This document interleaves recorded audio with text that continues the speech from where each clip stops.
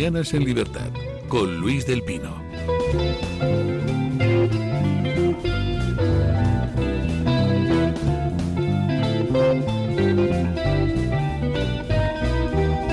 ...8:35, 7:35 en las Islas Canarias. Y permítanme recordarles que este jueves 15 de abril empieza el ciclo Locos por el Quijote. Entre el 15 de abril y el 20 de mayo. Todos los... Perdón, les he dicho jueves 15 de abril. No, miércoles 15 de abril. Todos los miércoles del 15 de abril al 20 de mayo a las 7:30 de la tarde pueden ustedes asistir a este ciclo Locos por el Quijote, tanto de forma presencial como online. ¿Por qué este ciclo? Pues porque el Quijote es mucho más que un libro. El Quijote es un torbellino de locura, de humor, de aventuras, un torbellino que nunca pasa de moda. En este ciclo de Locos por el Quijote leeremos y comentaremos los pasajes más apasionantes de la obra de Cervantes, descubriendo su humor, su ironía y la sorprendente mezcla de ficción y de realidad que sigue revolucionando la literatura moderna. ¿Cómo puede usted inscribirse para asistir al ciclo? Pues muy fácil, llamando al 91-616-2464, 91-616-2464, o escribiendo a clubdeamigos@clubdeamigos.org. Atrévete a cabalgar con nosotros hacia la primera novela moderna. Y vamos con la tertulia del día. Doña María Jamardo, ¿qué tal está usted? ¿Qué tal? Muy buenos días. Muy buenos días. Don Isaac Blasco, muy buenos días. Buenos días, don Luis. Buenos días, María. Buenos días a todos. Buenos días. Bueno, no todos los días podemos decir que en este programa se adelantó una exclusiva que saca hoy un medio de comunicación. Me refiero al Español, que hoy saca la exclusiva de que, las declaraciones de Andrea, la novia de José Luis Ábalos, pues dicen que no es verdad que Ábalos usara el famoso piso de la calle Rafael Calvo como picadero, que quien lo usaba como picadero es Koldo, que es verdad que Ábalos y ella vivieron allí durante 6 semanas cuando Ábalos perdió su puesto de ministro y por tanto su casa oficial, pero que Ábalos no se dedicaba allí a llevar pilinguis. Eso pues ya lo dijo don Isaac Blasco en este programa. Así que, bueno, pues aquí a la vanguardia de la noticia, siempre. Bueno, se intenta. Don Isaac, ¿qué le ha parecido lo que trae el mundo? Digo, perdón, el español. Bueno, yo creo que es la ratificación de algo que se ha venido contando más bien sotoboche con respecto a la actitud y al reparto de roles entre José Luis Ábalos y Koldo. A mí Andrea me participó lo que hoy publica el Español de manera contumaz, diría. Yo no tengo por qué no creerla. Ella nos dio una entrevista hace, no recuerdo bien, hará un mes, algo así, que le hizo mi compañera Blanca Valdés y ahí reiteraba que la vida de José Luis Ábalos evidentemente no es la de un monje cartujo, pero tampoco... No, creo que no. Tampoco creo que haya, digamos, que comprar absolutamente todo lo que se vierte con relación a él y que no surge precisamente de su entorno. Tampoco voy a valorar yo si Koldo utilizaba esa vivienda para ese fin que ella comenta. Lo que yo sí sé de manera fehaciente, y no solo por ella, sino también por el propio José Luis Ábalos, es que efectivamente esa vivienda era una vivienda familiar, una vivienda de una pareja, y además en la que vivieron muy poco tiempo porque se trasladaron de domicilio enseguida a las 6 semanas, al mes y medio, efectivamente. Lo que pasa que deja la noticia claro que Andrea, bueno, no sé si lo deja del todo claro, pero que ese piso era pagado por el constructor Ruz. Sí, bueno, eso ya. Y bueno, porque alguien, en este caso Koldo, dice Andrea, lo usaba como picadero, lo cual en cierto modo significa estar reconociendo que Ábalos se alojó en un piso que pagaba un constructor de los beneficiados por la trama Sí, corrupta, evidentemente, pero ese es un plano que nada tiene que ver con el otro de que se dedicaba claro, a llevar con el asunto que yo creo que además suscita más, digamos, no sé si morbo, escándalo o llámalo como quieras. Ya digo que José Luis Ábalos no es San Francisco de Asís.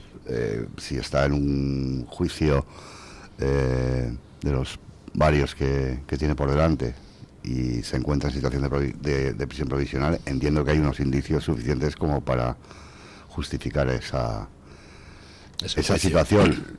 Pero otra cosa es que te carguen el mochuelo de absolutamente todo. ¿Cómo están viendo ustedes el juicio hasta el momento?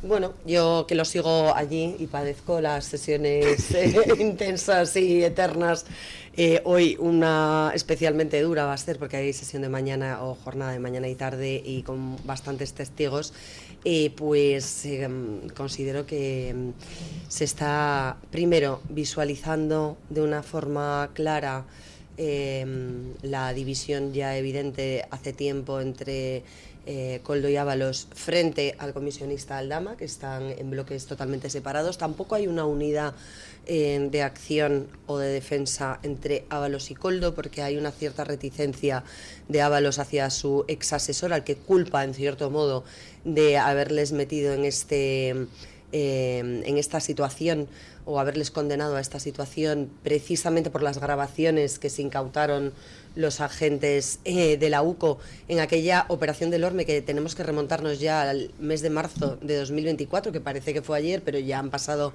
2 años, y lo cierto es que estamos asistiendo a toda una...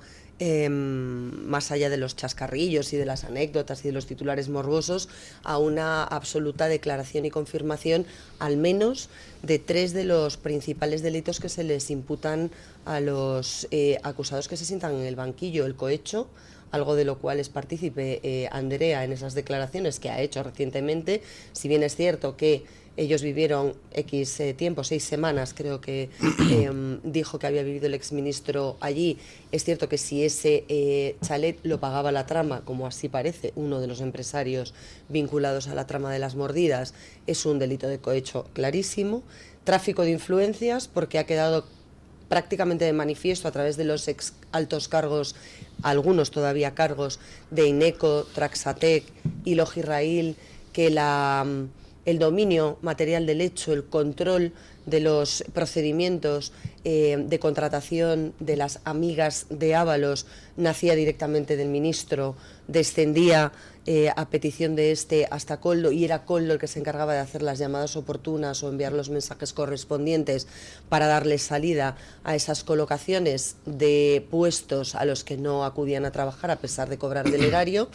Y en tercer lugar, la presunta malversación, que queda vinculada a esta última parte, en la que si se han pagado con fondos públicos una serie de sueldos de unas señoras que no cumplían con sus obligaciones laborales, es evidente que esos fondos se han utilizado con otra intención, con la intención de abonar otros servicios, de facilitar otras prebendas o de agradecer otro tipo de cuestiones que no tenían nada que ver con lo laboral. Así que yo creo que el escenario se complica bastante para 2 de los 3 sentados en el banquillo de los acusados, fundamentalmente porque el tercero ha reconocido la mayor parte de los hechos que se le imputan, ha colaborado con la justicia, ha aportado documentación, testimonios, distintos elementos gráficos o incluso conversaciones que han servido para tirar de otros hilos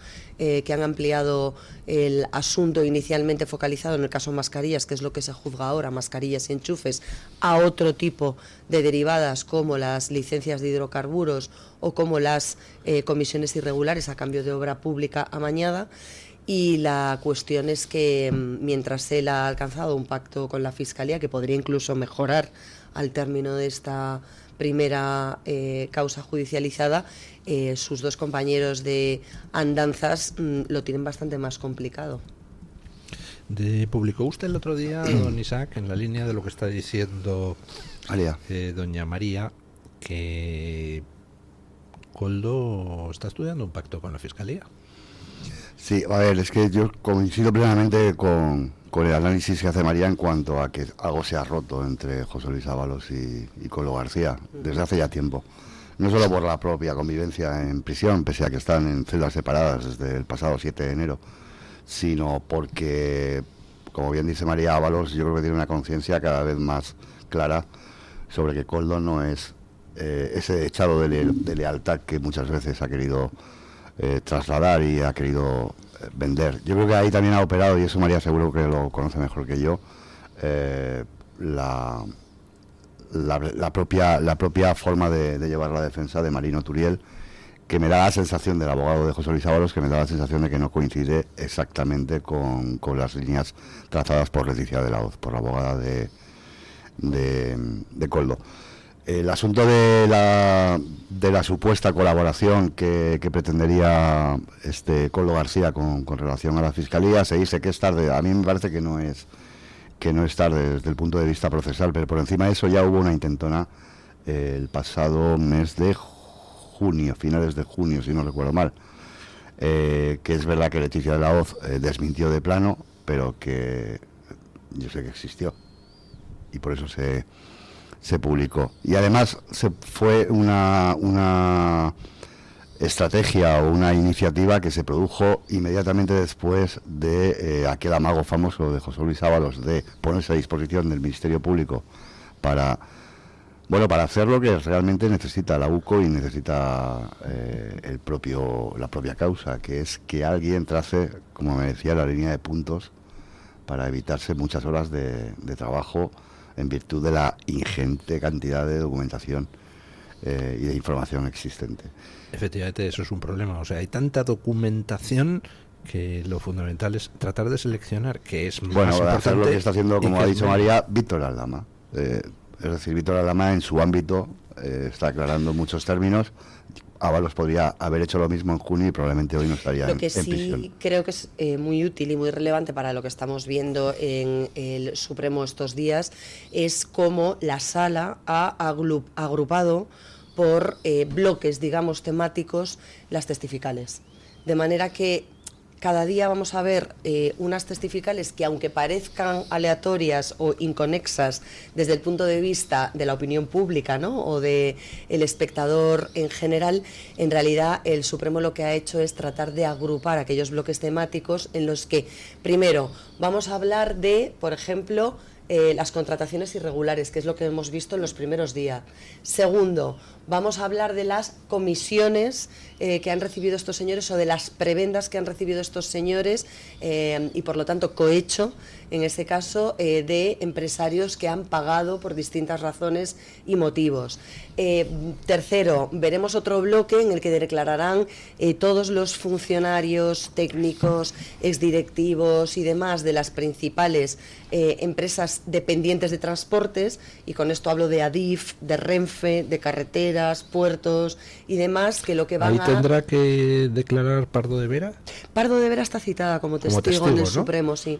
Pero aunque puede si bien, acogerse a claro, ese derecho a no declarar contra sí misma porque está imputada en otra parte. Lo que vamos a ver, como ocurrió en el caso de Joseba García Izaguirre la semana pasada, el hermano de Koldo, con aquellos testigos citados en el Supremo para esta causa, que a su vez estén imputados por no ser aforados en la causa que se sigue en la Audiencia Nacional por esta misma u otras patas de la macrocausa PSOE, del macrocaso PSOE, no tienen la obligación de declarar contra sí mismos.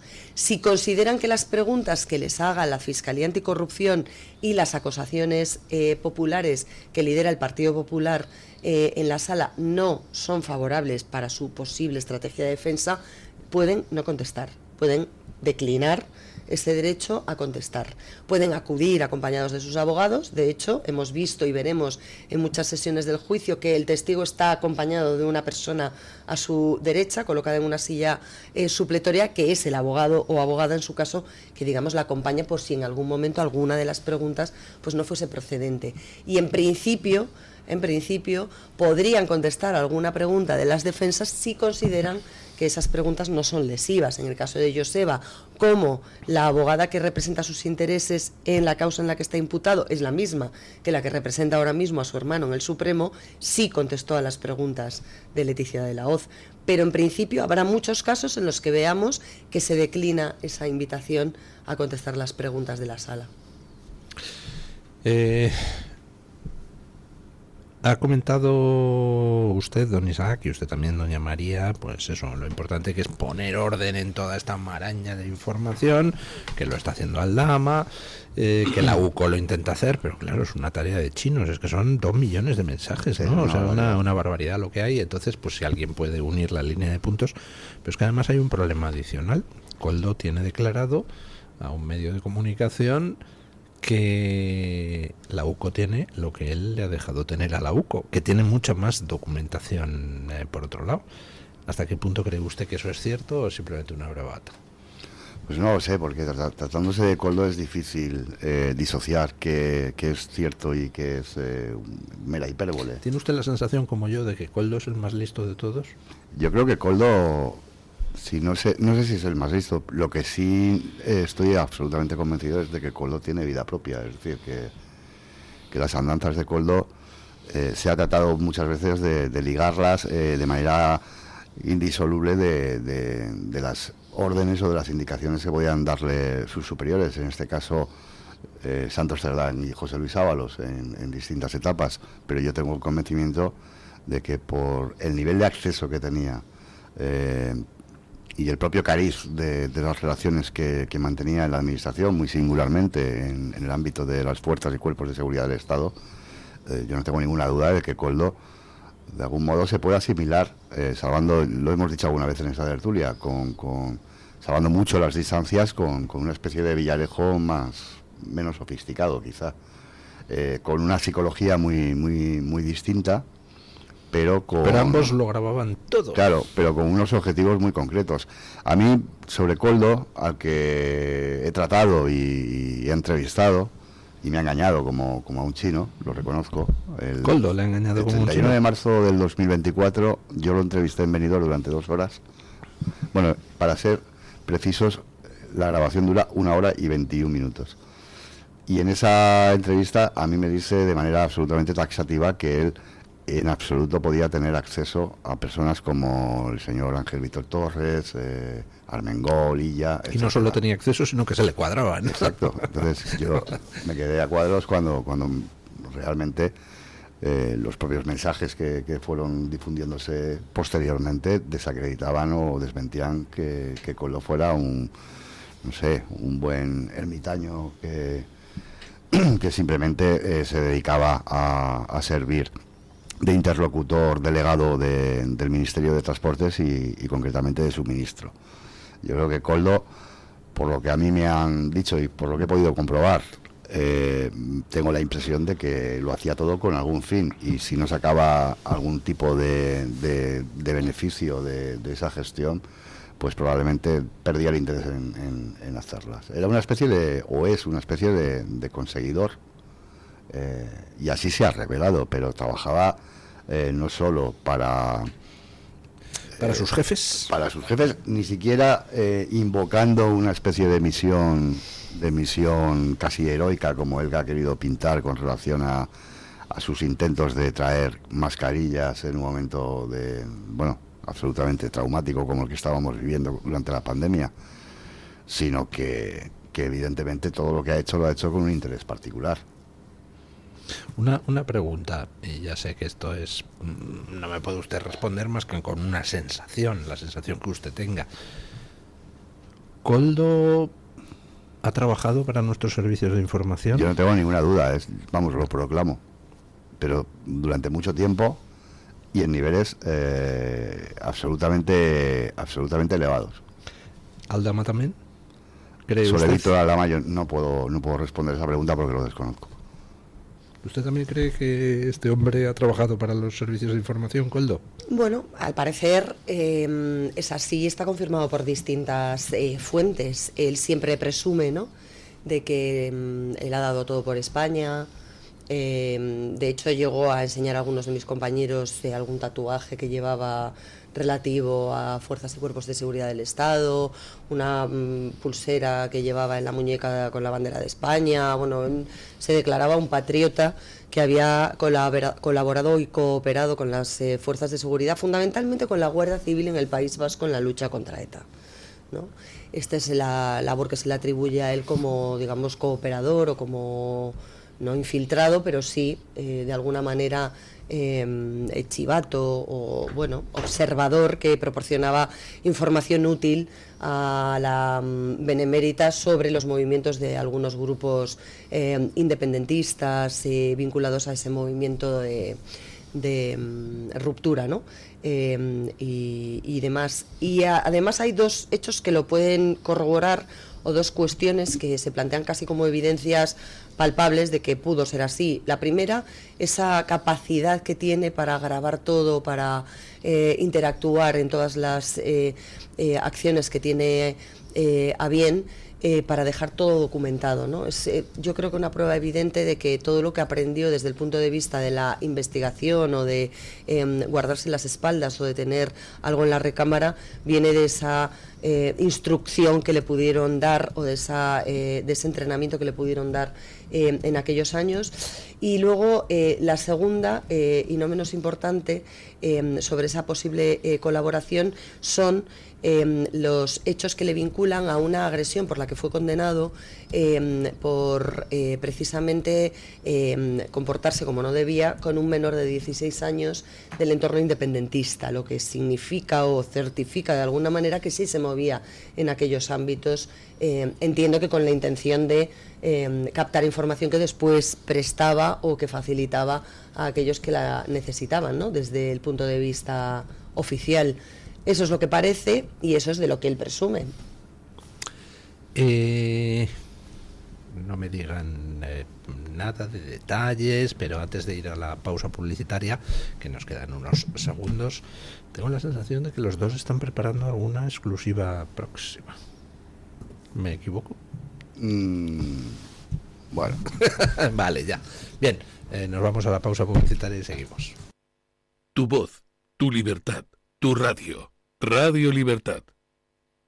La doctora Margarita Esteban, especialista en medicina estética con más de 25 años de experiencia en su clínica en Bilbao, llega ahora a Madrid con el tratamiento láser Endolift para rejuvenecimiento facial y corporal. Elimina grasa y tensa la piel sin quirófano, sin baja y en una sola sesión. Visita a Margarita Esteban en la clínica Sandra Oliveira, en la calle Antonio Maura número 7 de Madrid, muy cerca del Retiro, o pide tu cita en el 689-707-317. Margarita Esteban, tu clínica estética de confianza.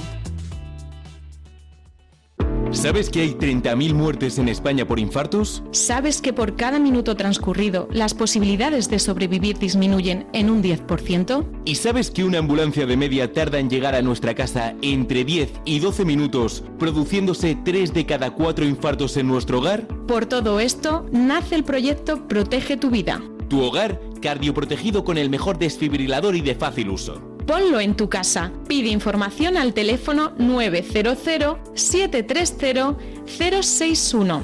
Recuerda el desfibrilador que salva una vida. Infórmate.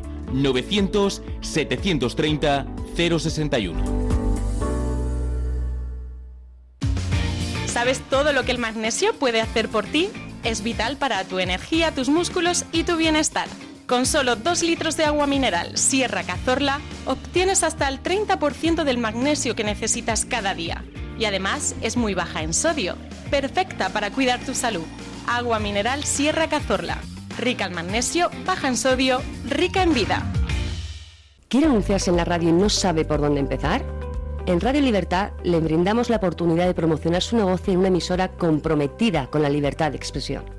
Aproveche nuestras ofertas exclusivas para nuevos clientes. Además, si aún no tiene su anuncio preparado, no se preocupe, nosotros lo creamos por usted. Contáctenos hoy mismo a través de publicidad@radiolibertad.es o llámenos al 91 732 4895. No lo piense más, anúnciese en Radio Libertad. La libertad en tu radio.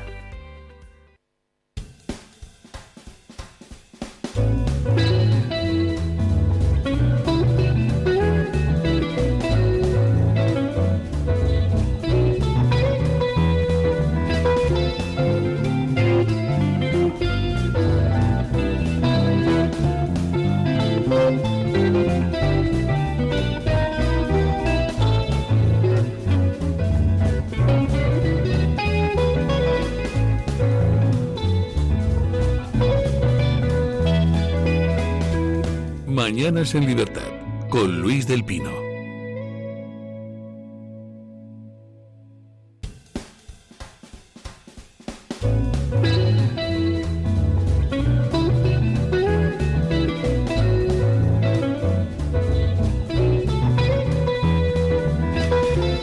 Bueno, creo que tenemos al otro lado de las ondas a don Mario Noya. ¿Le tenemos en Hungría? Don Mario Noya, ¿qué tal está usted? Don Luis, ¿qué tal? Buenos días. Bueno, hemos enviado a don Mario Noya como observador internacional a las elecciones húngaras. ¿Qué vivió usted ayer, don Mario? Viví una jornada cívica muy interesante y un proceso de electoral ejemplar, la verdad. Pero no era Víctor Orbán un autócrata que se perpetuaba en el poder y entonces no había posibilidad de que ganara la oposición. ¿Ha ganado la oposición? No. Pero además, algo que me ha llamado positivamente la atención, don Luis, es que he estado en Budapest, que es un bastión de la oposición desde hace mucho tiempo. He estado en el interior de Hungría, que es un bastión de Fidesz. Y el mero paisaje, el mero panorama es como muy cívico. No he visto, que habré visto, un 1% de carteles pintarrajeados, destrozados, rotos. Un 1%. En cambio, he estado hace unas semanas en Lausanne, en la civiquísima Suiza, y no había un solo cartel de un candidato de derechas que no estuviera pintarrajeado, vandalizado, etcétera, ¿no? Y en los colegios electorales, absolutísima normalidad. Además, aquí está terminantemente prohibido que dentro de los colegios haya el menor cartel electoral, ¿no? Ni los apoderados de los partidos llevan identificación, los logos de los partidos, ¿sabe? Así que por ahí, muy bien, la verdad, una sana envidia. ¿Y cómo ha vivido la sociedad húngara el resultado? ¿Lo esperaban los húngaros? ¿Ha sido una victoria más contundente de lo esperado? ¿O era algo que la gente se veía venir? ¿Y cómo han reaccionado? O sea, yo creo que sí que veían venir una derrota de Fidesz, pero no de esta magnitud. Ha sido arrolladora, la victoria de Tisa. Un par de días antes, un día antes, la víspera de las elecciones, estaba participando en un encuentro de la Organización de Observadores Internacionales con la que he venido, y la persona encargada de darnos una charla sobre el panorama electoral hacía una predicción de resultados que le daba una victoria por la mínima a Orbán, pero en el mapa del país se veía el territorio teñido de naranjas, que es el color de Fidesz, con unas islas azules que eran las grandes ciudades para magiar, y ha sido todo lo contrario. Es decir, hay muy pocas circunscripciones que han caído del lado de Fidesz. Hay algunas significativamente que están cerca de la frontera ucraniana, pero incluso el campo, que ha sido el gran bastión de Fidesz, se ha vuelto azul, ¿no? Azul en términos incluso de comprensión española, porque Tisa es, como casi todo el mundo sabe, creo, es el Partido Popular, ¿no?, de allí. Y yo creo que sí que ha sido muy sorprendente la manera en que se ha producido la victoria, ¿no? Y yo, ya digo, vi el proceso electoral con muchísima calma, no había ni la menor tensión en la calle, y luego al regresar a Budapest desde el interior del país, donde estuve observando en distintas localidades, incluida la localidad natal de Orbán, pues había un estallido de alegría de la gente joven, sobre todo en la zona en la zona de Comunica Buda con Pest, los puentes, había bastante algarabía, pero ya digo, no detecté demasiada mala baba, ni había mucha discordia cívica, que es algo, por otro lado, que también me chocó, ¿no?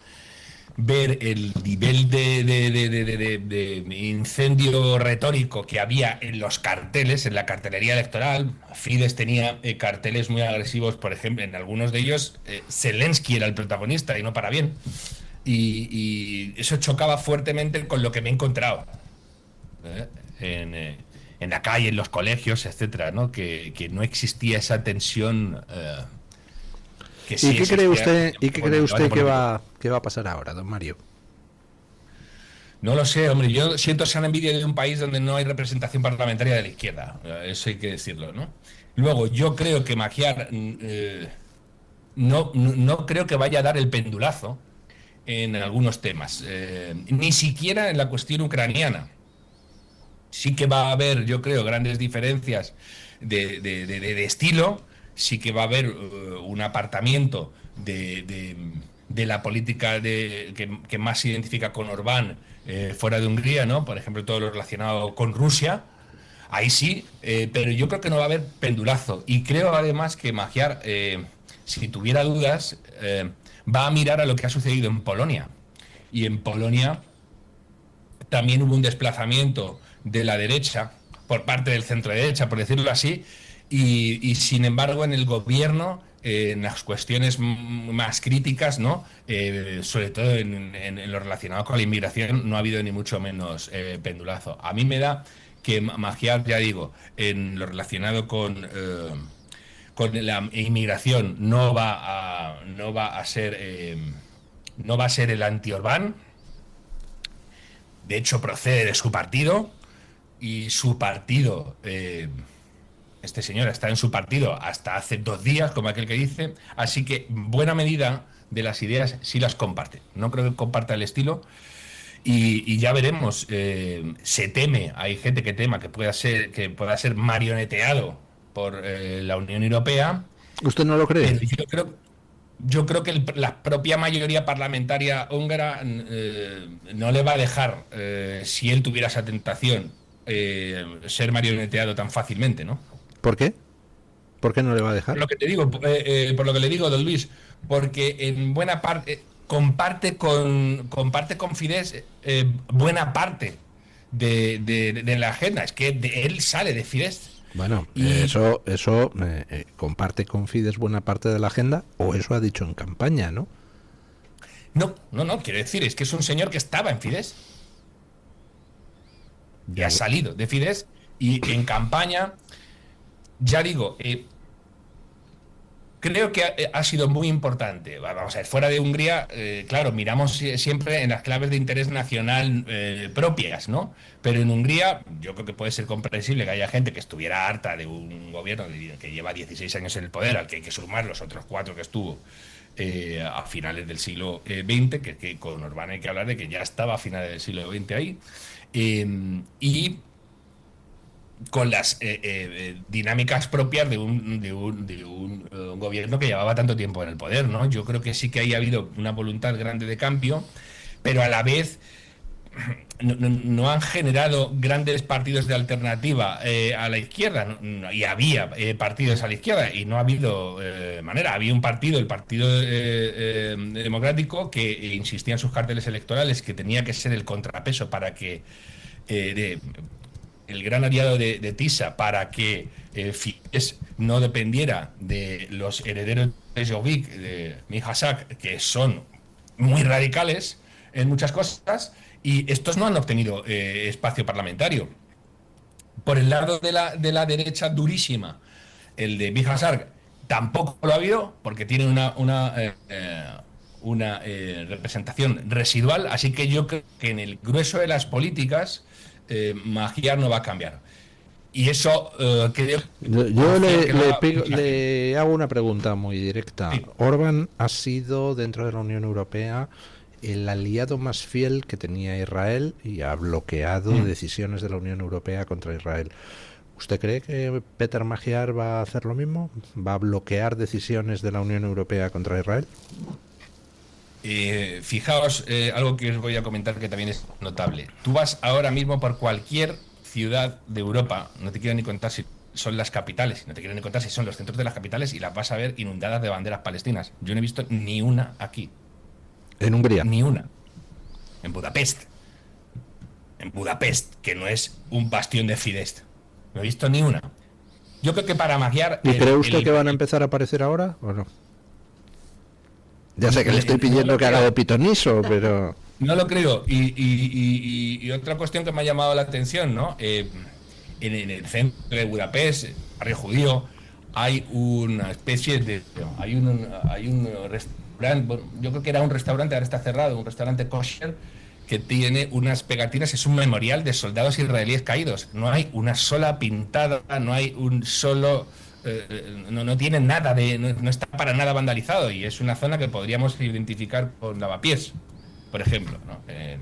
en Madrid.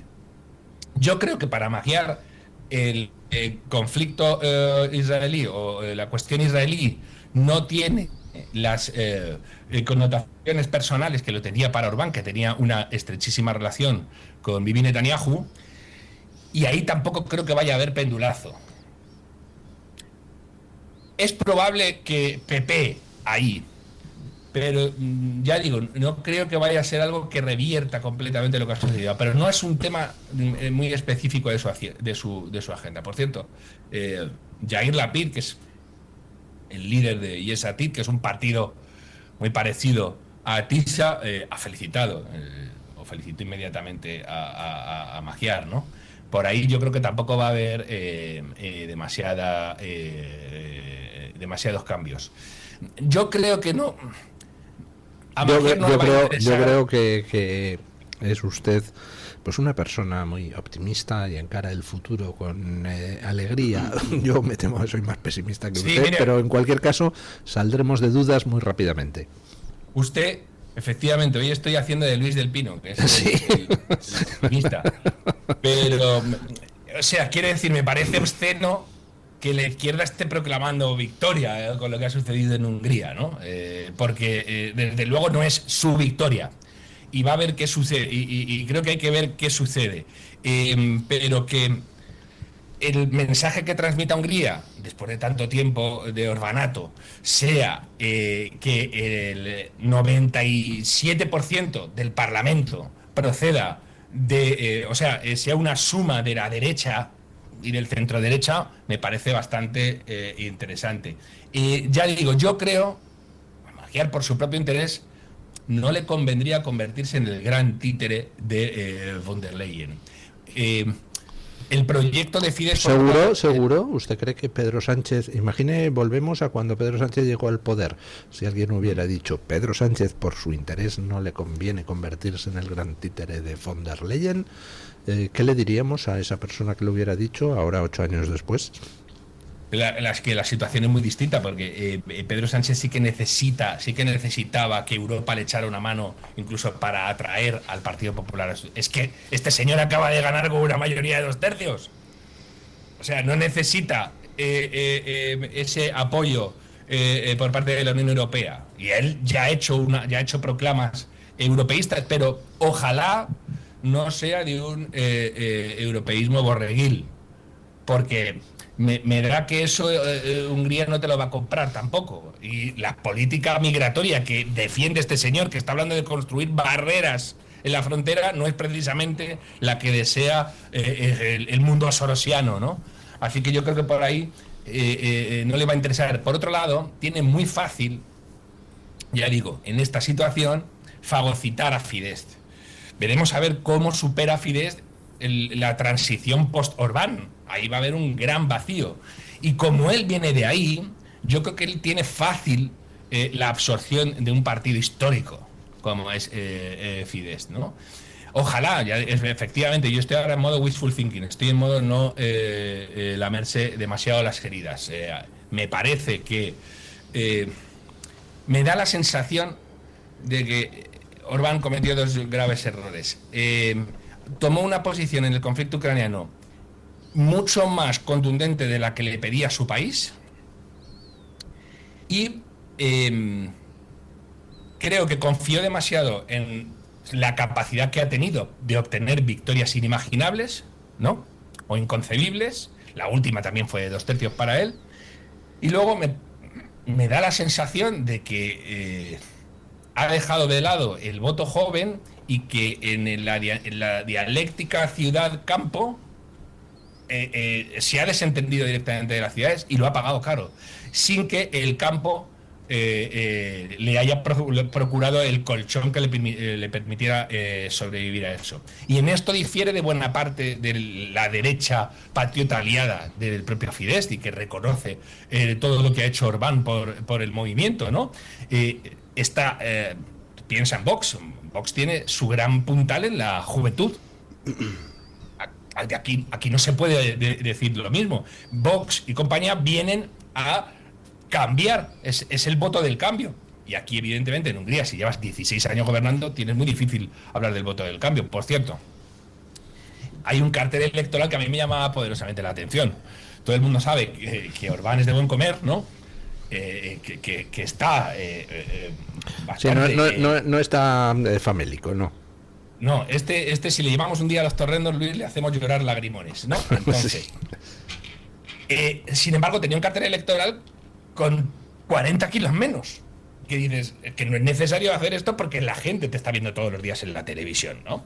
Así que yo me transmitía la sensación de que hacía a veces una campaña muy fuera de la realidad, tanto en términos de agresividad y de implicación del factor internacional, como en términos de imagen. Esa es muy clara. Si estás fuerísima de peso, no te pongas en una estafit, porque además le haces la campaña a la oposición, que se lo tomó además con bastante cachondeo, le, ¿no? le quiere hacer una pregunta a doña María Jamardo. Buenos días, Mario. Buenos días desde Madrid. Te estaba escuchando y me gustaría que nos aclarases, si puedes, o que nos des tu impresión sobre dos cuestiones. Es una pregunta doble. La primera, ¿qué credibilidad o qué certeza das a las afirmaciones que apuntan a que Orbán podría estar preparando un relato político para impugnar el resultado de la votación? Y segundo, también saber si has escuchado, porque me envían unas imágenes del metro de Budapest tras la victoria de Péter Magyar, en la que hay un grupo de jóvenes, precisamente estamos hablando del voto joven, que proclamaban consignas rusos a casa. Entonces, no sé si tú has podido percibir algo de esto o si realmente esto es algo que nos llega y que no tiene mayor notoriedad en Hungría. Mira, lo de la limpieza del proceso electoral, bueno, es que el propio Orbán hizo de esto un factor clave. O sea, el proceso electoral húngaro es de una limpieza absoluta. Yo lo he visto en varios colegios. Es muy difícil sostener que haya habido manipulación. De hecho, lo que se decía es que Orbán podía manipular el proceso. También se decía, por cierto, que había delineado el sistema electoral para garantizarse la reelección permanente, y se ha visto que en un vuelco de estas características no lo ha hecho, y además fue muy rápido al conceder la victoria a Magyar. Así que por ahí no puede impugnar el resultado electoral. La limpieza del proceso me parece extraordinaria. Y de hecho, ya digo, sus propias terminales mediáticas, sus propias organizaciones han incidido en la limpieza del proceso electoral. En todo caso, lo que dicen es que que Magyar ha contado con el respaldo económico y de todo tipo de actores internacionales. Pero lo que es el proceso electoral, el recuento, etcétera, no creo que tenga manera no creo que se le vaya a ocurrir decir eso, porque no tendría recorrido. Es que ha sido él el principal quien portaba el mensaje de que el proceso electoral húngaro era muy limpio, ¿no? En cuanto a la de Rusia, es que ya digo, por eso os comento que ahí Orbán estaba gestionando una tensión dificilísima, ¿no? Estabas en Visegrado, eres uno de los portaestandartes del movimiento patriótico europeo, que hace una reivindicación expresa y contundente de la defensa de las soberanías nacionales, etcétera, ¿no? Y en la cuestión ucraniana, ya digo, yo creo que se apartó demasiado de Visegrado y por ahí le entró fuerte. En Hungría se sigue teniendo muy presente lo que sucedió en la Unión Soviética y lo que puede venir de la mano de Rusia. Es verdad que son muy dependientes energéticamente, Pero, por ejemplo, ahí incluso han tenido tensiones con sus aliados polacos. Yo he conversado con muchísimos polacos estos días y ese era el gran punto de ruptura. Bueno, de ruptura no, de hecho lo dejaban de lado precisamente casi como cortesía para no entorpecer las relaciones, ¿no?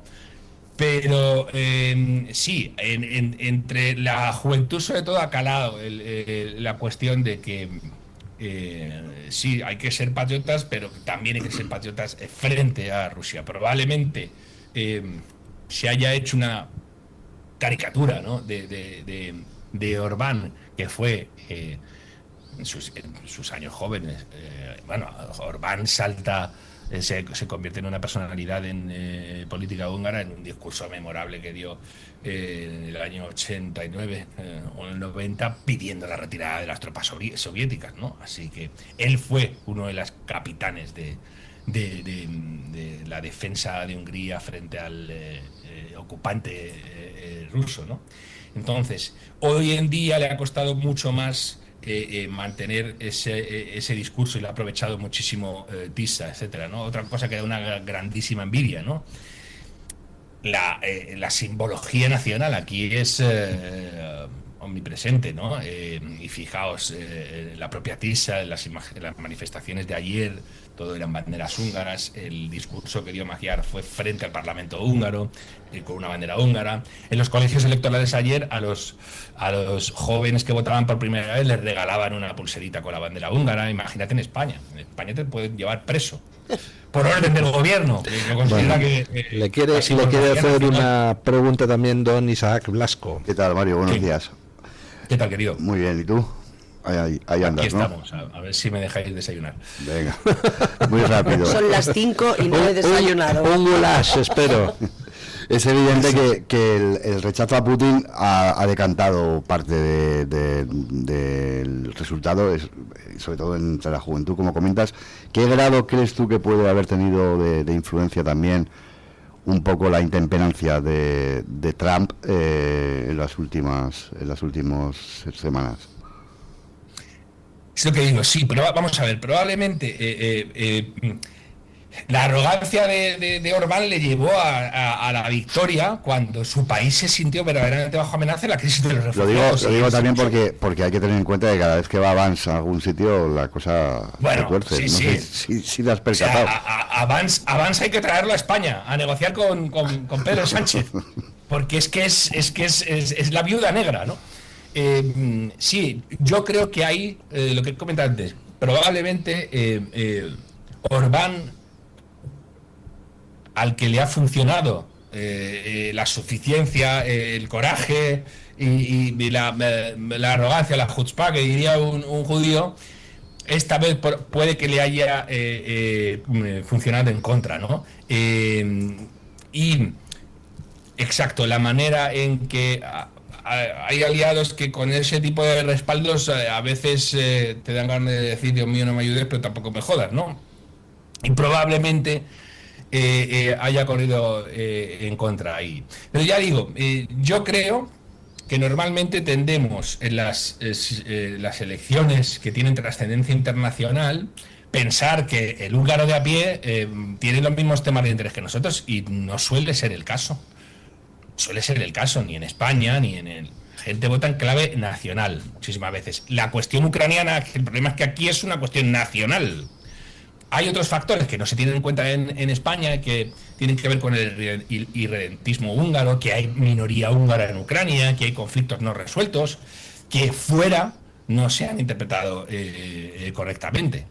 Así que por ahí se explica. Pero a mí me da que ha habido mucha sensación de hartazgo, y ha habido mucha sensación de que el discurso contundente y duro de defensa frente a actores extranjeros, mucha gente esta ocasión lo ha percibido que no tenía tanto lugar o tanto sentido como en anteriores convocatorias electorales. Yo creo, esa me da que es la situación. Y si hubiera sido pendulazo, o si los húngaros hubieran querido hacer pendulazo, tendrían candidaturas donde podrían haberlo expresado muchísimo mejor, ¿no? Bueno, pues don Mario Noya, muchísimas gracias por su crónica desde Budapest, donde ha estado usted como observador internacional y, por lo que cuenta, sin necesidad de casco, ¿no? Ha sido todo de lo más pacífico y tranquilo. ¿Le puedo hacer un favor? Digo, ¿le puedo pedir un favor? Sí. Sí, ¿me compra usted un salchichón de invierno en la tienda del aeropuerto cuando se venga para acá? Soborno. No, yo se lo pago. ¿Lo quiere picantito o no? Bueno, el salchichón de invierno yo creo que tiene solo una versión, ¿no? Creo que se llama así, salchichón de invierno. No sé. Ahora, por cierto, se estaba callejeando un día por cerca de la gran sinagoga, la cabra tira al monte, y me senté en una terraza y escuché a unos españoles y les pregunté, digo, oye, ¿está rico lo que estáis tomando? Y dice, sí, está rico. Y digo, bueno, me voy a sentar. Solo había españoles, don Luis, somos una plaga, y solo venían españoles. Y pero es que resulta que debía de ser ya normal, y en la pizarra donde en ese bar te informaban de los partidos que iban a retransmitir, te informaban que iban a retransmitir un partido del Rayo Vallecano. ¿Así? Así que no me diga que hay afición del Rayo en Budapest. Sí, a ver si estaban ya familiarizados con los españoles. Yo digo, ojalá, mensaje final. Hungría creo que ha sido un extraordinario ejemplo de que se puede resistir a los dictados de Bruselas, y espero que el hartazgo, el cansancio por una administración que ha durado tanto tiempo no les lleve a cometer errores tremendos e irreparables. La sensación de seguridad que transmite este país, la sensación de que no te va a pasar nada, la sensación de incluso de limpieza, de no haber las calles llenas de pintadas, por el ejemplo del incivismo. Yo me he paseado por la noche por el estadio Ferenc Puskás, que lo tengo aquí al lado, y la gente va con los perros en plena noche en una zona que en Madrid la tendría cerrada, pues aquí estaba abierta. Ya digo, hay una sensación de que este país ha conseguido ordenar las claves de su sociedad sin someterse a imposiciones ajenas, que ojalá valoren como es debido y que no lo arrojen junto con el agua sucia de un proceso de cambio. Bueno, el tiempo nos dirá hacia dónde va Hungría. Muchísimas gracias, don Mario, y le vemos pues esta semana o la semana que viene aquí ya en Madrid. Un abrazo. Claro que me vais a ver, yo no me quito, vamos, fíjense. Venga, hasta luego. Bueno, hacemos una breve pausa publicitaria y nos vamos a hablar un poquito de Irán, de Hormuz, de qué está pasando con Donald Trump, los ayatolás, el petróleo y el alto el fuego. Tu voz, tu libertad, tu radio. Radio Libertad. La droga te enloquece. La droga te aleja. Desordena, la droga te asfixia. La droga te rompe. La droga te aísla. La droga te mata. Madrid te quiere como eres, sin drogas. Ayuntamiento de Madrid. El DHA Omega 3 es clave en el funcionamiento normal del cerebro, la visión y el corazón. Si te preocupa el deterioro asociado a la edad, debes tomar DHA. El DHA de Mederi Nutrición tiene certificación IFOS, máximo estándar de pureza y calidad. Busca DHA Pure NPD1 o visita ahora mederinutrición.com.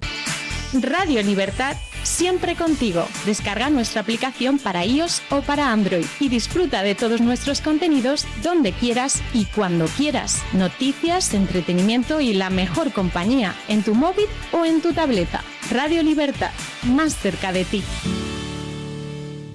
En un entorno idílico, más de 100 profesionales, psiquiatras, internistas, psicólogos, psicoterapeutas, terapeutas ocupacionales, enfermeros, celadores y administrativos, trabajamos en el Hospital Psiquiátrico San Francisco de Asís, en Málaga, con un solo objetivo: sanar al paciente mental. Infórmese en www.hospitalsanfrancisco.com y llamando al teléfono 952 20 14 64. estos goles. El clásico de la radio deportiva, en sintonía exclusiva de Radio Libertad. Ya estamos aquí. Ya sabes que la noche solamente es para líderes. Y por la noche también en la radio contamos el deporte. Y yo sabía que Luis Aragonés ya había firmado. Este es el clásico de la radio deportiva, todos los días de lunes a viernes. Yo estoy aquí muy a gusto en el Villarreal. Ya sabes que estamos en todas las redes. En Twitter, en YouTube, en iVoox y en la aplicación Radio Libertad, que nos escuchas en todo el mundo. Para subir a primera todo ha sido pico y pala, pico y pala. Estamos en la medianoche a partir de las 12, de 12 hasta la 1, de lunes a viernes. ¿Qué más puede pedir? Goles, simplemente periodismo de etiqueta.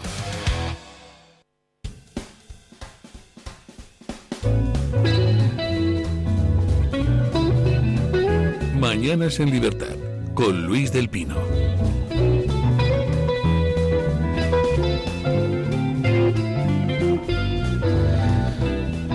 Bueno, según la Sociedad Española de Ginecología y Obstetricia, el 75% de las mujeres experimentará molestias íntimas en algún momento de su vida. Si ya has sentido molestias, debes entender que en el cuidado de tu sistema urinario, la verdadera inteligencia está en apostar al mantenimiento del equilibrio natural mediante los hábitos y la nutrición adecuados.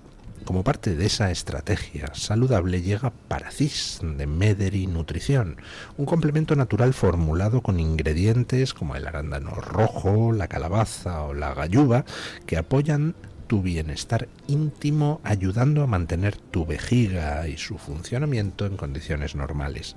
No esperes a que tu cuerpo te dé un aviso. Confía en Paracis como tu aliado íntimo. Encuéntranos en mederinutrición.com o consulta en tu farmacia o parafarmacia de confianza. Paracis es de Mederi Nutrición. Bueno, fin de semana intensito en relación con la guerra de Irán. Hoy a las 10 de la mañana, hora del este de Estados Unidos, es decir, debe de ser pues algo así como las 4 de la tarde aquí, ¿no? Sí, más o menos, son las 4. Comienza el bloqueo que Estados Unidos ha decretado sobre el bloqueo que Irán está practicando en el estrecho de Hormuz. Ya saben que las conversaciones naufragaron este fin de semana. Parece que se han dado un tiempo ambas partes para estudiar sus respectivas líneas rojas. Irán seguía manteniendo su bloqueo en Hormuz, dejando pasar solo los barcos que le interesaban, y Estados Unidos ha dicho que no, que puestos a bloquear, pues aquí o todos moros o todos cristianos, que bloqueamos todo, y por tanto los barcos que con origen o destino en puertos iraníes pues no van a poder pasar, pero no porque no les deje Irán, sino porque no les deja Estados Unidos. ¿Qué creen ustedes que va a pasar en Irán? ¿Cuáles son los siguientes pasos? No lo sé, yo tengo una sensación de bucle que a mí me preocupa enormemente, porque da la impresión de que cualquier avance se ve luego completamente superado por una batería de retrocesos. Yo lo digo como consumidor, como ciudadano de un país occidental que no quiere complicaciones. El petróleo ya ha subido por encima de los $100 esta misma mañana. Había un atisbo de esperanza sobre que se tendiera a algún tipo de estabilización o de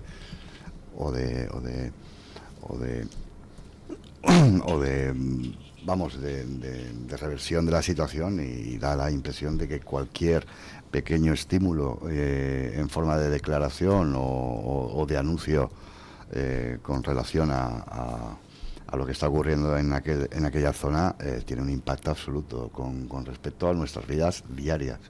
Y a mí eso me preocupa, porque creo que esta situación está enquistada y no hay visos de una solución real, porque cualquier intentona o cada intentona que se produce de negociación es que no se le concede ni el beneficio de la duda. ¿Cuánto ha durado esta? 48 horas. 21 horas 21, estuvieron negociando. Pero el caso es que se rompe la negociación, dicen no hay posibilidad de llegar a acuerdo, pero no se ha roto el alto el fuego, lo cual me indica que en estos momentos Estados Unidos está esperando a ver qué responde Irán a las propuestas que les haya hecho llegar. Y además es una forma de negociar muy de Trump, ¿no? La de quiero decir, él es experto, es que no es un político, es precisamente un empresario que sabe negociar. Y eso lo aplica hasta la última consecuencia. Vamos a ver. ¿Qué cree usted que va a pasar? Pues como precisamente creo que Trump, tomando el último argumento de mi compañero, es un negociador nato y por su carácter empresarial además y su trayectoria vital, un ganador irredento, ¿no? Tras las conversaciones tenemos que entender que todo esto es resultado del fracaso de las conversaciones que Trump mantuvo en Pakistán, en Islamabad, con los interlocutores, si es que se puede entender que hay alguien interlocutando ahora mismo en nombre de Irán y que no han salido adelante, que no han llegado a buen puerto. Como resultado hay varias medidas, el bloqueo del estrecho de Hormuz es una de ellas, ¿no? Trump ordenaba a la Armada americana iniciar un bloqueo naval con efecto inmediato, que tiene, en mi opinión, varios objetivos. El primero es que se bloquea, como es evidente, que cualquier embarcación que intente entrar o salir del estrecho pueda hacerlo con éxito. ¿Por qué? Porque, en mi opinión, lo que está tratando de hacer Trump con este movimiento es interceptar o identificar aquellas embarcaciones que estaban circulando por aguas internacionales y que para hacerlo, lejos de esa apertura, digamos, gratis o gratuita que parecía que había propiciado Irán como resultado de esas negociaciones, en realidad lo que estaba haciendo Irán era cobrar un peaje, digamos una extorsión al buque que pasase por allí, algo que, pues insisto, Trump traduce como extorsión, que estaría ayudando o coadyuvando a Irán para financiar de alguna manera pues el rearme o la respuesta que pueda dar a los ataques americanos. Y después también no podemos olvidar que en el estrecho de Hormuz, cuando Irán decidió unilateralmente cerrar ese paso, se sembró de minas que amenazaban la normal circulación o el paso normal de los buques que tradicionalmente usaban esa ruta para transportar mercancías. De manera que creo que Trump también intenta de alguna manera restaurar ese tráfico internacional de una manera segura, ¿no? Al margen de todas esas iniciativas iraníes en las que, curiosamente, Occidente está cayendo en la trampa de poner el foco en Trump y en las reacciones de Trump y en las decisiones de Trump como si fuera el antidemócrata frente a un régimen que ya sabemos cómo se las gasta, que ya sabemos quiénes lo componen y que en algún momento Europa y los países árabes o las teocracias árabes que rodean geográficamente o que están geográficamente ubicadas en la proximidad de la zona en conflicto tendrán que dar un paso al frente, entre otras cuestiones porque al final el petróleo que se exporta es el suyo. Y los que ven paralizado de alguna manera esa vía natural de puesta en el mercado de su producción de petróleo, también tienen algo que decir y están concernidos por la situación en la que se encuentran, ¿no?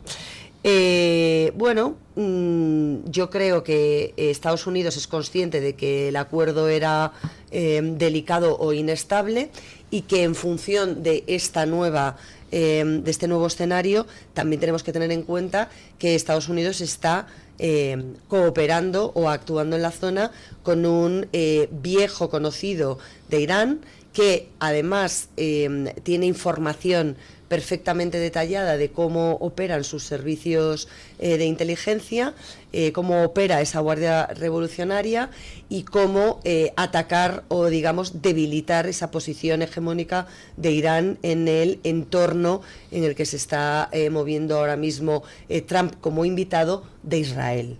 Y yo creo que la fortaleza de Israel en muchos años previos de trabajo y en el conocimiento de la zona y de cómo Irán además ha financiado sistemáticamente grupos terroristas como Hamas en Gaza o como Hezbollah en el Líbano, le ha dado a Israel una posición de ventaja estratégica que Trump sabe que está de su lado para tomar decisiones que, lejos de ser decisiones u ocurrencias espontáneas, como se pretende plantear desde Occidente o desde cierta prensa occidental, responden a una estrategia que yo creo que va bastante más allá del análisis inmediato y del análisis cortoplacista. Bueno, pues tendremos la respuesta a lo largo de los próximos días. Lo que está claro es que la ruptura que se ha producido de las negociaciones pues no debe de ser muy dura cuando el alto el fuego se sigue respetando, y ahora mismo pues estamos en una situación donde Irán intenta utilizar la palanca de la presión económica y Trump le ha dicho así: envidas, pues yo envido más. Y acaba de poner en un brete a China, que es quien se abastece de petróleo a través del estrecho de Hormuz, supongo que para que China presione a Irán y, oye tío, llega ya a un acuerdo con el presidente estadounidense. Bueno, vamos con lo que es el frente chino. Tenemos a Pedro Sánchez allí visitando por cuarta vez China. Y además los medios chinos le han recibido con alborozo, dicen. Alguno de ellos titula en plan: el hombre que planta cara a Trump llega a China y dice, ya estoy aquí y tal. Dices, pues bueno, pues qué estupendo, ¿no? Nos han alineado con lo mejor de lo mejor, con Irán y con China. ¿Qué les parece a ustedes? ¿Para qué va Sánchez a China? Bueno, yo creo que va para fundamentalmente incordiar. Incordiar a Trump. Claro. Incordiar a Trump y yo creo que imprimir un matiz todavía más anómalo a nuestras relaciones exteriores y a nuestra posición en el tablero geoestratégico. Yo entiendo que España tiene que buscar sus opciones de negocio. El problema es que las cuestiones que se negociaron en el tercer viaje, del que hace un año ahora, todavía desconocemos cuál es su naturaleza. No sabemos qué trajo de bueno para España. Absolutamente nada de lo que se ventiló en ese viaje que preparó con todo detalle Zapatero en las semanas previas. Y el Partido Popular ha pedido explicaciones en el Parlamento. Pero los españoles no sabemos a qué va, al margen de hacer TikToks, supongo, y turismo con su esposa, a qué va el presidente del gobierno. Hoy tiene una reunión en Xiaomi, tiene reuniones previas a su encuentro con el presidente chino al más alto nivel, pero si la vis de estos viajes, el objetivo fundamental es de índole comercial, creo que tenemos derecho a saber qué se está negociando. Y no lo sabemos. Y es el cuarto viaje. Hoy, o con este viaje, Pedro Sánchez iguala a Rodríguez Zapatero como el presidente del gobierno español que más viajes ha girado a Pekín. Yo creo que una explicación mínima convendría fundamentalmente para disipar cualquier tipo de duda, porque yo no creo que sea malo necesariamente que un presidente del gobierno español gire visita a un país tan relevante como China. Y es verdad que ha enfatizado la necesidad de que China persevere un poco más en la cuestión del respeto a los derechos humanos y al derecho internacional, pero no es suficiente. No es suficiente porque a mí me parece que la actitud es ciertamente farisea cuando tú estás tratando de adaptar, digamos, tu relación en un plano estrictamente comercial, pero no haces ningún tipo de exigencia democrática. Y eso tiene un responsable más allá del presidente del gobierno, que es el expresidente del gobierno, José Luis Rodríguez Zapatero. Es el moñidor y organizador del viaje, ¿no? Sin ninguna duda, de todos los viajes y de todos los contactos y relaciones que España mantiene con China a través de nuestros cauces diplomáticos y de nuestra red exterior. ¿Usted cree que se va a traer negocio de China, doña María? ¿Y para quién? Es la pregunta. Bueno, yo desconfío bastante de las intenciones positivas que para el conjunto de los españoles pueda tener este cuarto viaje, ¿no? Del presidente Pedro Sánchez a China, porque en las 3 anteriores tampoco he visto grandes resultados, ¿no? Este viaje oficial sirve a Pedro Sánchez para cuajar una estrategia que yo creo que lleva trabajando bastante tiempo y que operan un doble sentido. Por una parte, huir del ámbito doméstico cuando las cosas se ponen feas aquí, ¿no? Siempre hemos visto que los tours internacionales o las giras internacionales de Pedro Sánchez, llámese a China o a cualquier otro destino, coinciden estratégicamente con momentos delicados para el sanchismo o con momentos en los que su gobierno, su gestión, su partido o su propia persona o su entorno más cercano, desde el punto de vista bien político o bien familiar, pasan por momentos bajos. Y con esto me refiero a que desde que arrancó la semana pasada el juicio por el caso Mascarillas, el presidente del gobierno no ha comparecido ni una sola vez en público. La primera vez que lo va a hacer es mañana, si no me equivoco, a las 7 de la mañana hora española, desde China, cuando será la 5ª jornada de ese juicio que sienta en el Supremo a nada menos que un exsecretario de organización del Partido Socialista, José Luis Ábalos, hombre fuerte de Pedro Sánchez, porque le otorgó el privilegio de gestionar o de liderar el Ministerio de Transportes, que es el de mayor presupuesto en este país y además el que maneja los asuntos más delicados desde el punto de vista de las infraestructuras, que no es un tema menor, y además porque era uno de sus grandes valedores en esa reconquista de la formación socialista, en aquel coche en el que recordemos que recorrían 4 hombres toda España, tocando territorial a territorial para recuperar el voto y la confianza de los militantes de base en el actual secretario general del partido, y que 3 de ellos se encuentran en situación de imputación, como mínimo en el caso de Santos Cerdán, y que los 3 han pasado o están en prisión provisional. Entonces, a mí me parece que esto es una estrategia de cuando las cosas vienen mal dadas, bueno, pues yo pongo tierra de por medio y me voy a otro ámbito y cambio el foco o intento controlar el foco para que se ponga en otro modo, ¿no? Y la segunda, y no menos importante, es que Pedro Sánchez recurre siempre y en todo caso en esos viajes internacionales con los que trata de desviar la atención a países de dudosa calidad democrática, a países gobernados por líderes pues totalitarios, que es un poco el modelo a seguir o que a él le gusta, y que además o con los que además busca una alianza que les sirva para legitimar digamos su imagen y su poder a nivel nacional, diciendo mirad el gran líder que soy y tenéis y al que no sois capaces de valorar, ¿no? Y en esto está ahora mismo Pedro Sánchez, en reforzar su imagen internacional como referente de una izquierda de dudosa naturaleza democrática, una izquierda internacional minoritaria o residual, con países aliados también bastante dudosa capacidad de aportar nada a nuestro país, y además con una agravante que yo creo que en este caso se suma a la desfachatez del presidente del gobierno, que ha visitado 4 veces en apenas 3 años el gigante comunista asiático, que es que va acompañado de su mujer, Begoña Gómez, penta imputada también, ¿no? Y que además se ha tomado la licencia de visitar, de hacer turismo los 3 días anteriores a que empiece su agenda oficial, es decir, a seguir reiterando aquello por lo que se le están pidiendo explicaciones, es decir, que su mujer le acompañe en una visita que no deja de ser privada durante 3 días para hacer turismo y conocer el país con cargo a fondos públicos, ¿no?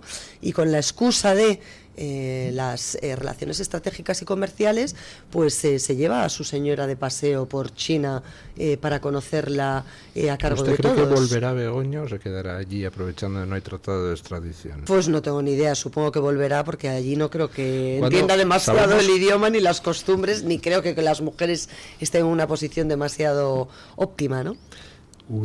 ¿Cuándo va a ser el juicio a Begoña Gómez? Todavía no está fijado, pero más o menos. Pues no está fijado. Yo, si atendemos a los tiempos de la Audiencia Provincial de Madrid, que es la que ahora tiene que decidir sobre ese recurso que han vuelto a presentar la defensa contra la decisión nuevamente del juez Peinado de acumular los distintos delitos por efecto arrastre, por lo que se llama procesalmente conexidad en derecho, con el asunto del jurado popular, pues quizás no lo veamos antes del mes de septiembre, porque hay que resolver recursos, hay que conformar el jurado, hay que definir bastantes cuestiones. ¿Y Peinado, perdona, se jubila? No obstante, se jubila en septiembre, pero da igual, si es que Peinado no va a enjuiciar esa causa. Ya, ese insulto. Peinado lo que quiere es dejarlo listo para que todo quede atado, él finalizar esa fase de instrucción, que es relevante y que además ha gestionado él en exclusiva, para evitar que pueda llegar otro juez que tenga que asumirla y ponerse al día, que siempre es algo bastante tedioso para el recién llegado y bastante complejo. Y no porque yo quiera deslizar o entrar en suspicacias de que pueda entrar un juez que decida lo contrario. No, vale, ni déjeme entrar menos en esas suspicacias a mí. Yo tengo ese miedo. Pues yo lo descartaría porque en función de cómo funcionan o de cómo se reparten, para no entrar en redundancia, los asuntos judiciales, al final es una suerte de turno que va pasando, ¿no? Sí, de manera sistemática, y que al final pues es bastante complicado colocar. Aquel corrupto de Marbella que le había tocado 80 veces la lotería, le dijo al juez para explicar el origen de su fortuna. Sí, pero bueno. Y no sé por qué al Partido Socialista, oiga, pues le tocan unos jueces, no sé, estoy pensando pues en la jueza de La Dana, que dices, caramba, qué suerte tienen los tíos, ¿no? Ya, pero fíjate que son jurisdicciones totalmente distintas. Es verdad ya. que lo mismo dicen los socialistas con el juez Peinado, pues qué mala suerte tenemos que nos ha tocado un juez, ¿no? Que es totalmente partidario del Partido Popular, tendencioso, que está intentando imputar a Begoña Gómez sin razón. Es decir, bueno, pues sí, claro, nunca lleva a gusto de todos y es evidente. Hay una diferencia. El juez Peinado no ha hecho cosas tan obscenas como permitir que su mujer participe en la instrucción. Bueno, obviamente esto ya es algo que supera cualquier posibilidad de imaginación calenturienta, ¿no? Evidentemente el juez Peinado no ha hecho ninguna cosa obscena, pero ya no lo de su mujer, si hubiera sido juez y lo hubiera dejado participar en la fase de instrucción, sino porque el juez Peinado ha estado en todo momento, como están todos los jueces de instrucción, por otra parte, fiscalizados en el caso en el que las partes actuantes quieran presentar los recursos pertinentes, que para eso está el sistema garantista español y para eso hay instancias superiores, por la Audiencia Provincial de Madrid, que ni le ha dejado, ni le ha dicho que abandone la causa, ni le ha prohibido, como se ha querido titular en muchas ocasiones, investigar los hechos que son objeto de esa labor de pesquisa que tienen los jueces de instrucción, ni ha hecho nada más que acotar en algunas ocasiones determinados aspectos concretos de esa instrucción en función, pues efectivamente, de las coberturas y de las garantías que nos asisten a todos los ciudadanos, ¿no? También a Begoña Gómez, aunque se empeñen en decir que esto es una causa prospectiva contra la mujer del presidente del gobierno, ni muchísimo menos. ¿Y cómo estamos en lo del hermano? El hermano en mayo. Hermano en mayo. Ya hay fecha y ya hay procedimiento fijado para el mes de mayo. ¿Qué día más o menos? No lo recuerdo, mediados, creo recordar, de mayo, sí. O sea, coincidiendo con la campaña andaluza. Por ahí andaba el asunto del hermano de David Sánchez. Pero él ya se sienta en el banquillo con las acusaciones que pesan sobre él en la mesa y efectivamente, pues 28 de mayo por la audiencia de Badajoz. para Miguel Ángel Gallardo, el ex líder del Partido Socialista extremeño, es presidente de la Diputación de Badajoz, recordemos, y para él, que fue el beneficiado de aquella presunta prevaricación, 28 de mayo. 28 de mayo, sí. O sea, justo cuando empiezan también a declarar los de la Diputación de Almería. Pues así es, en paralelo. Aquí estamos hablando de 3 delitos también. Tráfico de influencias, prevaricación y malversación, por esa adjudicación de la plaza del puesto de trabajo. Les gusta mucho a los socialistas utilizar instituciones públicas, por lo que se está viendo últimamente, para darles trabajo a sus amigos, allegados, afines y familiares. Bueno, ¿usted es de Bilbao, don Isaac? No. Doblando los mapas. Doblando los mapas. Hombre, los de Bilbao nacen donde les da la gana, como los ucranianos. Pero soy de un sitio en el que hay una colonia, bueno, colonia a lo mejor no es la palabra, una presencia vasca muy importante, que es Benidorm, donde hay hasta bachoquis y donde se habilitan mesas electorales en las elecciones autonómicas. Porque hay mucho, perdón, no para votar, quiero decir que se habilitan, que se hace campaña electoral, quería decir, de las vascas, porque hay mucho vasco residente en Benidorm que está empadronado todavía en el País Vasco y que vota. Lo digo porque los vascos, los bilbaínos nacen donde les da la gana, y los ucranianos también. El gobierno de Keir Starmer ahora ha saltado el escándalo de que concedió 3.500 visados a ciudadanos de 122 países distintos, africanos, asiáticos, de Oriente Medio, utilizando un esquema pensado para el acogimiento de refugiados ucranianos que huían de la guerra. Es decir, en un esquema llamado Hogares Ucranianos, pues te encuentras a nigerianos, iraquíes, iraníes, pakistaníes, en fin, afganos. 3.500 han entrado así, aprovechando el asunto de la guerra. Y yo me preguntaba en las noticias, bueno, que Keir Starmer haga estas cosas, pues no me extraña, porque es un jeta sideral.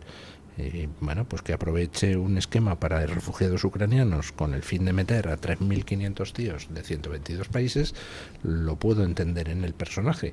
Pero ¿y todos los funcionarios por debajo? Es decir, tú eres funcionario en el gobierno, en alguna oficina administrativa del Reino Unido, y te llega un tío con aspecto de nigeriano, nombre de nigeriano, certificado de nacimiento que dice que ha nacido en Nigeria, y un formulario que pone hogares ucranianos y el aspecto físico, ¿no?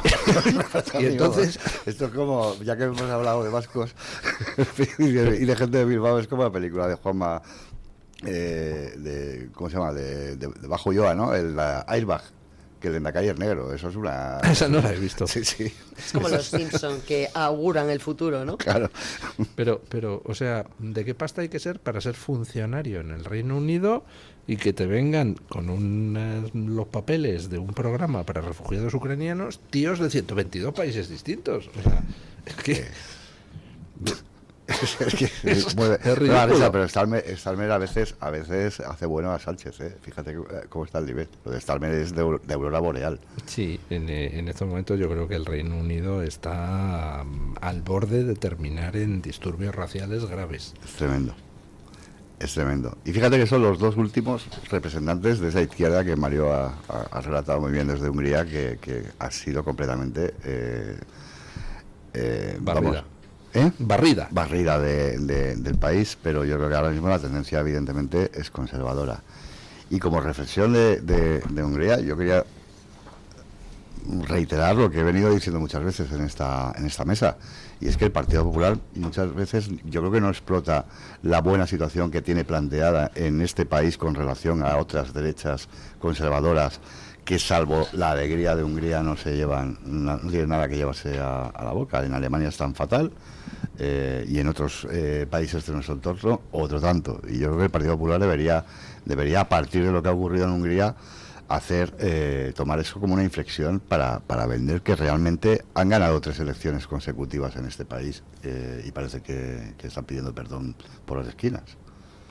Bueno, Quien nos va a obligar a pedir perdón por las esquinas si no reservamos el tiempo que merecen son los oyentes que han participado en nuestra pregunta de hoy. Así es, don Luis, porque los oyentes son lo más importante de este programa. Gracias a ellos estamos nosotros aquí y hoy les preguntábamos cómo creían que iba a acabar la guerra de Irán.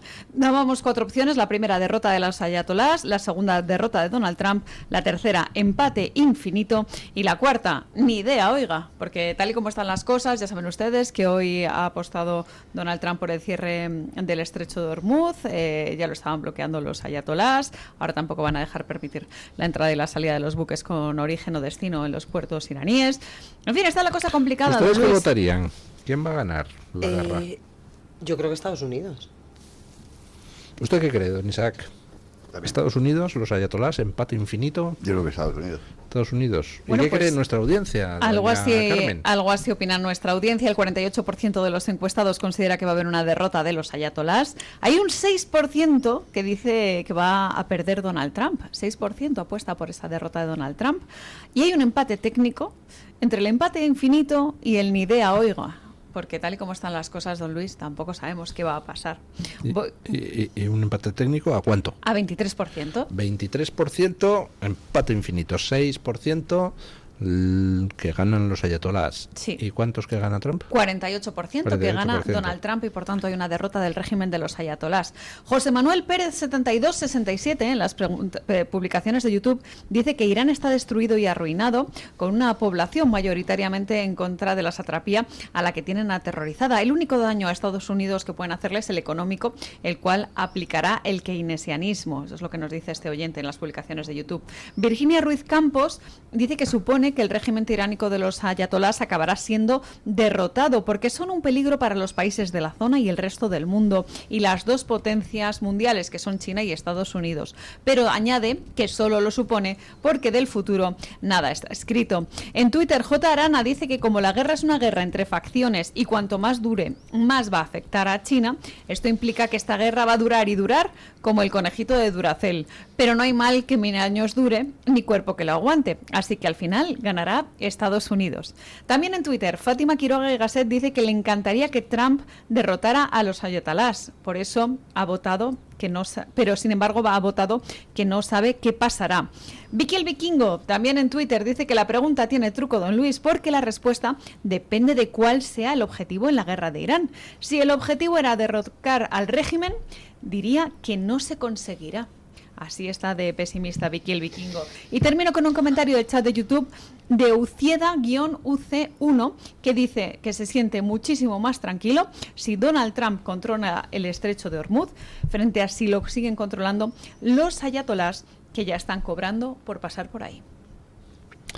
Bueno, pues muchísimas gracias, doña Carmen, por traernos la opinión de los oyentes. Gracias a los oyentes por mandarnos su opinión. Muchísimas gracias, doña María. Muchas gracias, y don nada, Luis. que sobreviva usted a este intenso día de declaraciones en el Supremo. Prepararé un café bien cargado. Muchísimas gracias. Gracias, Luis. Don Isaac, siempre con exclusivas en Voz Populi. Bueno, hasta aquí hemos llegado, pero ponemos punto final a la tertulia con don Paco Linares, que hoy ha puesto por título de su sección Mentiras, medias verdades y silencios. En mayo, elecciones. Buenos días, Paco Linares. Gracias y un fuerte abrazo, don Luis del Pino. Ciertamente para muchos políticos las elecciones son el momento del buffet libre, es decir, de colarse en las instituciones y autoservirse lo que quieran. Vamos, un verdadero chollo. Y si para eso hay que mentir, pues no se miente. Ahí tenemos a María Jesús Montero, que destroza y miente sin inteligencia y sobre todo sin escrúpulos. Ejemplo, afirma la Montero, contradiciendo a su compañero el ministro Óscar Puente, que en Adamuz no hubo rapidez sanitaria. Eso dice la Montero. Doña María Jesús Montero, me dirijo a usted, ¿es usted tan mentirosa que me produce asco? Precisamente decía su colega, el ministro de Transporte, abro comillas, lo único eficaz aquel día fue la rapidísima atención de los servicios sanitarios andaluces en el lugar del accidente, cierro comillas. Estamos ahora con las medias verdades. El discurso del Partido Popular, por ejemplo, en Andalucía, es parecido, solo parecido al de Vox, pero los hechos dejan al descubierto con sus actos que el PP convive con el PSOE. Son seguidores del cristiano convertido en musulmán Blas Infante. Abogan por el aborto y la eutanasia. Y todos llevan en el PP ese escudo infame de la Agenda 2030 que destroza a los ganaderos y a los agricultores. Estas líneas son solo unos esbozos. Hay por último que decir algo que no contará Vicente Vallés, por supuesto. El jueves pasado estuvo en Málaga Santiago Abascal presentando la candidatura de Vox para las elecciones andaluzas. Y el silencio mediático resuena como una bomba. El silencio. Porque solo en este medio de comunicación donde ustedes me están escuchamos